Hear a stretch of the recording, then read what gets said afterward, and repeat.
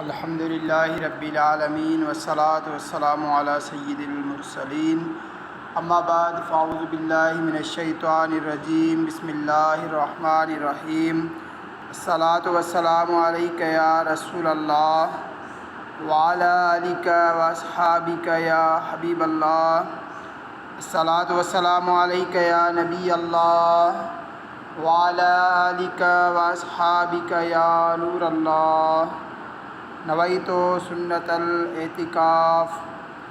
साहबी रसूल हज़रत अबू तलहा अंसारी रज़ी अल्लाह ताला अन्हु फ़रमाइनि था, हिकु भेरे सुबुह जे वक़्तु अल्लाह पाक जे आख़िरी नबी रसूल हाशिमी सल्लल्लाहु ताला अलैहि वालैहि वसल्लम जे पुरनूर चेहरे ते ख़ुशीअ जा आसार हुया। साहबी सगोरन अलैहि रिदवान उन जो सबबु पुछो त फ़रमायाऊं, अल्लाह पाक पैगाम मोकिलियो आहे, ए महबूब सल्लल्लाहु अलैहि वसल्लम, अव्हां जो जेको उम्मती अव्हां ते हिकु भेरो दुरूद पाक पढ़ंदो, मां उन जे लाइ 10 नेकियूं लिखंदुसि, उन जा 10 गुनाह मिटाईंदुसि, 10 दर्जा बुलंद फरमाईंदुसि ऐं एतिरी ई रहमत मोकिलींदुसि। उन पर दुरूद जिनको कसे बेकसां कहें, उन पर सलाम जिनको खबर बेखबर की है। सल्लु अलल हबीब सल्लल्लाहु ताला अला मुहम्मद सल्लल्लाहु ताला अलैहि वसल्लम।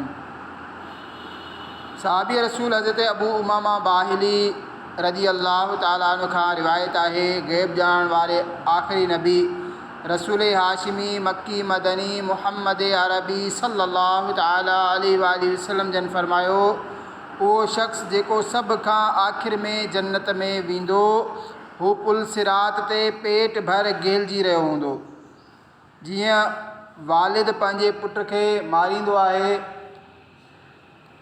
त पुट जान बचाए भॼण जी कोशिशि कंदो आहे, उन शख़्स जी बि अहिड़ी हालत हूंदी।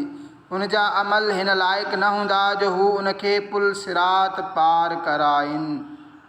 हू गुनहगार जहन्नम जी पुश्त ते रखियल ऊंदाईअ में वरतल तलवार खां तेज़ ऐं वार खां सन्ही पुल सिरात ते घिलजंदे पंहिंजे रब्बे करीम खे पुकारींदो, ए रब्बे करीम मूंखे जन्नत में पहुचा, ए मुंहिंजा रहमान ऐं रहीम, अल्लाह पाक मूंखे जहन्नम खां नजात अता फ़रमा। अल्लाह पाक फ़रमाईंदो, ए बान्हा, जेकर मां तोखे जहन्नम खां नजात ॾियां ऐं जन्नत अता कयां त छा तूं पंहिंजे गुनाहनि ऐं ख़ताउनि जो इक़रार कंदे? उहो शख़्स अर्ज़ु कंदो, हा ए रब्बे करीम, तुंहिंजी इज़्ज़त ऐं जलाल जो कसम, जेकर मूंखे जहन्नम खां निजात मिले त मां ज़रूरु पंहिंजे गुनाहनि जो इक़रार कंदुसि। पोइ उनखे पुल सिरात तां आसानी सां गुज़ारियो वेंदो। हाणे बानो सोचींदो, जेकर मां पंहिंजे गुनाहनि जो इक़रार कयो त किथे ॿीहर जहन्नम में दाख़िल न कयो वञा। हीअ अञा उन सोचुनि में हूंदो। होॾां अल्लाह पाक फ़रमाईंदो, ए शख़्स, पंहिंजे गुनाहनि जो इक़रार कर, मां तोखे बख़्शे छॾींदुसि, तोखे जन्नत अता फ़रमाईंदुसि। बानो चवंदो, न मौला, तुंहिंजी इज़्ज़त जो कसम, मूं त कॾहिं को गुनाह नाहे कयो, न मूंखां का ख़ता थी। अल्लाह पाक फ़रमाईंदो, ए बाना, मूं वटि तुंहिंजे ख़िलाफ़ु शाहिद आहिनि। बानो घबराइजी हेॾां होॾां ॾिसणु लॻंदो, को नज़र न ईंदो त अर्ज़ु कंदो, ए अल्लाह पाक, शाहिद किथे आहिनि? हाणे अल्लाह पाक जे हुकुम सां उनजी चमड़ी, उनजी स्किन ॻाल्हाईंदी ऐं उन जा तमामु सगीरा गुनाह बयानु कंदी। हाणे उनखे ख़बर पवंदी त छोटकारे जी का सूरत न आहे। पोइ पंहिंजे गुनाहनि जो इक़रार कंदे चवंदो, मौला, तुंहिंजी इज़्ज़त जो कसम, मूं कबीरा गुनाह बि कया आहिनि। अल्लाह पाक फ़रमाईंदो, मूंखे ख़बर आहे, तूं सभिनी गुनाहनि जो इक़रार कर, मां तोखे बख़्शे छॾींदुसि, तोखे जन्नत बि अता कंदुसि। पोइ बानो पंहिंजे तमामु गुनाहनि जो इक़रार कंदो, तॾहिं उनखे जन्नत में दाख़िल कयो वेंदो। रसूल अकरम नूर मुजस्सम सल्लल्लाहु ताला अलैहि वसल्लम जन फ़रमायो, हीउ सभ खां घटि रुतबे वारो जन्नती हूंदो। गुनाहगार हूँ मैं लायके जहन्नम हूँ, करम से बख्श दे मुझको न दे सज़ा या रब, बुराइयों पे पशिमा हूँ रहम फरमा दे, हे तेरे कहर पर हावी तेरी अता या रब, गुनाह बेअदद और जुर्म भी हैं लातादाद, मुआफ़ कर दे न सह पाऊँगा सज़ा या रब। सल्लु अलल हबीब सल्लल्लाहु ताला अला मुहम्मद सल्लल्लाहु ताला अलैहि वसल्लम। वाज़ ऐं नसीहत जी किताबनि में लिखियलु आहे क़यामत जे ॾींहुं हिकु शख़्स खे संदसि आमाल नामो ॾिनो वेंदो। हू अर्ज़ु कंदो मौला हिन में जेको कुझु लिखियलु आहे मूं ही नाहे कयो। हिन ते करामन कातिबीन यानी अमल लिखंदड़ मलाइकनि खे आंदो वेंदो। बानो अर्ज़ु कंदो मौला ही मलाइका आहिनि, ही तुंहिंजे हुकुम जा पाबंद आहिनि, मां उहे ई शाहिद क़बूल कंदुसि जेकी मूं मां हुजनि। अल्लाह पाक उन बाने जी ज़बान खे हुकुम ॾींदो मुंहिंजी कुदरत सां ॻाल्हाए ऐं हक़ खां सवाइ ॿियो कुझु न चइजांइ। बाने जी ज़बान उन जा समूरा चङा अमल बुरा अमल बयानु कंदी। बानो वरी अर्ज़ु कंदो मौला ही त ज़बान आहे जेका अक्सर गुनाह कराए थी। ही त हूअं ई मुंहिंजी दुश्मन आहे। मुंहिंजे ख़िलाफ़ु मुंहिंजे दुश्मन जी शाहिदी कीअं मोतबर थी सघे थी। हाणे अल्लाह पाक बाने जे हथनि खे हुकुम फ़रमाईंदो ए हिन शख़्स जा हथ ॿुधायो मुंहिंजे बाने कहिड़ा कहिड़ा अमल कया आहिनि। उन जा हथ सभु कुझु सच सच बयानु कंदा। बानो वरी अर्ज़ु कंदो मौला ही ॿई हथ गॾिजी हिकु शाहिद आहिनि, ॿियो शाहिद अञा बाक़ी आहे। अल्लाह पाक उन जे पेरनि खे हुकुम फ़रमाईंदो तव्हां छा था चओ। मुंहिंजे बाने जेको कुझु कयो उन जी सच सच शाहिदी ॾियो। हाणे उन जा पेर बि उन जे ख़िलाफ़ु शाहिदी ॾींदा। हाणे बाने जा समूरा मुतालबा मञिया वेंदा। उन जे गुनाहनि ते शाहिदियूं क़ाइमु थी चुकियूं हूंदियूं त हू अचरज में पइजी वेंदो ऐं पंहिंजे उज़वनि खे छिड़बींदे चवंदो ए मुंहिंजा उज़वो तव्हां ऐं मां हिकु ई त आहियूं। मां जहन्नम में वियुसि त तव्हां बि जहन्नम में ई सड़ंदव। मां तव्हांखे बचाइण जे लाइ त पंहिंजे रब जी बारगाह में हर हीलो ॻोल्हे रहियो हुउसि ऐं तव्हां मुंहिंजे यानी पाण पंहिंजे ई ख़िलाफ़ु शाहिदी ॾेई रहिया आहियो। उन जा उज़वा मसलन हथ पेर वग़ैरह चवंदा असां अल्लाह पाक जे हुकुम सां ॻाल्हाए रहिया आहियूं। उहो ई जेको सभिनी खे ॻाल्हाइण जी ताक़त अता फ़रमाए थो। हाणे उहो शख़्स घणो शर्मसार थींदो। हाणे उन वटि नजात जी का राह बाक़ी न बचंदी। पोइ मलाइकनि खे हुकुम थींदो ए मलाइको इनखे गहले जहन्नम में विझी छॾियो। हाणे हीउ शख़्स अर्ज़ु कंदो ए रब्बे करीम तू अरहमुर राहिमीन यानी सभ खां वधीक रहम फ़रमाइण वारो आहीं। मूं गुनहगार ते तुंहिंजी रहमत कॾहिं वसंदी। अल्लाह पाक फ़रमाईंदो मुंहिंजी रहमत मञण वारनि जे लाइ आहे। तूं पंहिंजे गुनाहनि जो एतिराफ़ कर तोखे रहमत नसीब थी वेंदी। उहो शख़्स हिकदमि अर्ज़ु कंदो मां पंहिंजे तमामु गुनाहनि जो एतिराफ़ कयां थो। हीअ त बसि दोज़ख जो ख़ौफ़ हो जंहिंजे करे मां हुज्जतबाज़ी यानी उबता सुबता दलील ॾियण जी कोशिशि करे रहियो हुउसि। हाणे हुकुम थींदो ए मलाइको मुंहिंजे बाने खे मुंहिंजी रहमत सां मुंहिंजी जन्नत में वठी वञो। बेशक मूं हिन खे बख़्शे छॾियो। सल्लू अलल हबीब सल्लल्लाहु तआला अला मुहम्मद सल्लल्लाहु अलैहि वसल्लम। हे आशिकाने रसूल हिननि ॿिन्ही गुनहगारनि खे रब्बे करीम बख़्शे छॾींदो, गुनाहनि जे बावजूदि जन्नत में दाख़िलो अता फ़रमाईंदो। यकीनन ही उन जी रहमत आहे। पर गौर जो मामिलो केतिरो दुश्वारु आहे। अफ़सोस क़यामत जे ॾींहुं बहाना न हलंदा। अॼु त ज़बान हलाए ॿियनि खे माठि कराए छॾींदा आहियूं। उबता सुबता बहाना ठाहे दिलि खे मुतमइन कंदा आहियूं, पाण खे फ़ुज़ूल तसल्ली ॾींदा आहियूं। पर अफ़सोस क़यामत जे ॾींहुं जॾहिं रब क़हार जे बारगाह में हाज़िरी थींदी, गुनाहनि सां भरियल स्याह कारो आमाल नामो हथनि में ॾिनो वेंदो, उन वक़्तु इनकार जी का सूरत न रहंदी। असांजा पंहिंजा ई उज़वा, असांजा हथ, असांजा पेर, असांजी ज़बान, असांजी खल असांजी ई ख़िलाफ़ु शाहिदी ॾेई रही हूंदी। हिन सूरत में नजात माणणु इंतिहाई दुश्वार हूंदो।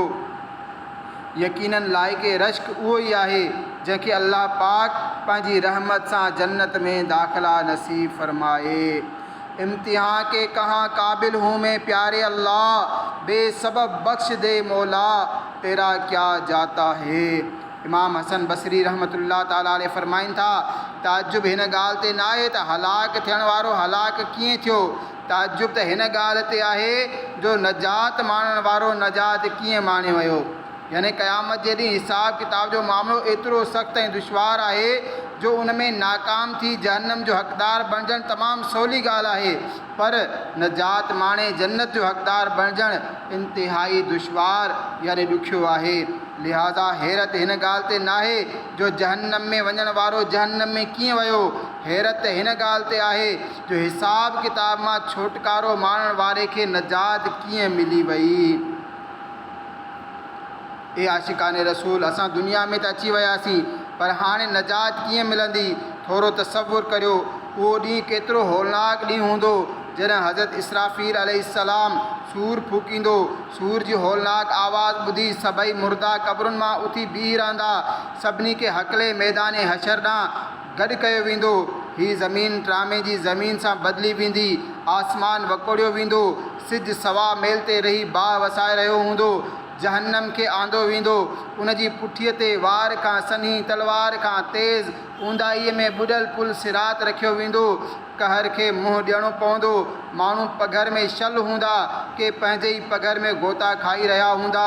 रब्बे कहार उन ॾींहुं एतिरो गज़ब फरमाईंदो जो अहिड़ो गज़ब उन कॾहिं नाहे फरमायो। वॾो अरसो इन हाल में गुज़री वेंदो, पोइ कॾहिं वञी हिसाब शुरू थींदो।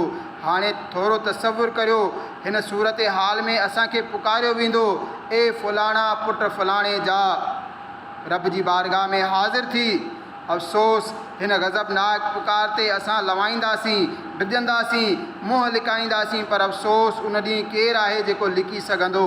मलाइक छिके रब्बे जब्बारो कहार जल जलालुहु जी बारगाह में पेश कंदा। अफ़सोस, 100 करोड़ अफ़सोस। अहिड़े होलनाक मंज़र में असां पंहिंजे हिकु हिकु अमल जो हिसाब कीअं ॾेई सघंदासीं? असांजो आमाल नामो असांजे हथनि में ॾिनो वेंदो। असांजे हर नंढे खां नंढो, वॾे खां वॾो अमल आमाल नामे में लिखियलु हूंदो। मुजरिम पुकारींदा। क़ुरान पाक में उनजो ज़िक्र कुझु हिन रीति आहे, ए काश जो मूंखे मुंहिंजो आमाल नामो न ॾिनो वञे हा ऐं मां न ॼाणा हा त मुंहिंजो हिसाब कहिड़ो आहे। ए काश जो दुनिया जो मौत ई मुंहिंजो कमु तमामु करण वारो थी वञे हा। मुंहिंजो माल मुंहिंजे कंहिं कमु न आयो, मुंहिंजो सॼो ज़ोर वेंदो रहियो। त ए आशिकाने रसूल, गौर फरमायो, उन ॾींहुं असां कीअं हिसाब ॾेई सघंदासीं? पर अफ़सोस असां डिॼूं नथा, सुस्ती करियूं था, ग़फ़लत में वरितल आहियूं। माल ऐं दौलत जी हिर्स, दुनियावी उहिदनि जी तलब ऐं नफ़्स ऐं शैतान जे वर्गलाइण में अची आख़िरत खे विसारियूं था ऐं गुनाहनि में बल्कि बुराइनि में फाथल रहूं था। तौबह खां परे भॼूं था। माण्हुनि खां भले ई शर्मायूं, पर रब्बे रहमान खां हया नथा करियूं। राति जी ऊंदाही में बंदि कमरे में लिकी गुनाहनि जो बाज़ार गरम करियूं था। यादि रखो, क़यामत जे ॾींहुं असांजो को अमल लिकी नथो सघे। हर नंढे खां नंढो, वॾे खां वॾो अमल असांजे साम्हूं रखियो वेंदो। अल्लाह पाक क़ुरान पाक में इरशाद फरमाए थो, फमन यअमल मिस्काल ज़र्रतिन खैरन यरह वमन यअमल मिस्काल ज़र्रतिन शर्रन यरह। तर्जुमो, पोइ जेको हिकु ज़रे बराबरि भलाई करे उहो उनखे ॾिसंदो ऐं जेको हिकु ज़रे बराबरि बुराई करे उहो उनखे ॾिसंदो। हज़रत लुक़मान हकीम रहमतुल्लाह ताला अलैह जेके अल्लाह पाक जा नेक बाना आहिनि, अल्लाह पाक खेनि हिकमत ऐं दानाई अता फरमाई हुई। पाण पंहिंजे पुट खे नसीहत कंदे फरमाइनि था, जंहिंजो क़ुरान पाक में बि ज़िक्र आहे। पाण फरमायूं, ए मुंहिंजा पुट, बुराई जेकॾहिं राईअ जे दाणे जे बराबरि हुजे, पोइ उहा पथर जी चट्टान में हुजे या आसमाननि में या ज़मीन में, अल्लाह उनखे आणींदो। बेशक अल्लाह हर सन्हे खां सन्ही शइ खे ॼाणण वारो ख़बरदार आहे। मालूम थियो, बुराई चाहे केतिरी नंढी हुजे ऐं केतिरी लिकाए कई हुजे, क़यामत जे ॾींहुं अल्लाह पाक उन बुराई खे साम्हूं आणींदो। बेशक अल्लाह पाक हर नंढे खां नंढी, बारीक खां बारीक ॻाल्हि खे ॼाणींदड़ ख़बरवार आहे। छुप के लोगों से किए जिसके गुनाह वो खबरदार है क्या होना है। अरे ओ मुजरिम बेपरवाह, देख सर पे तलवार है क्या होना है। अल्लाह तबारक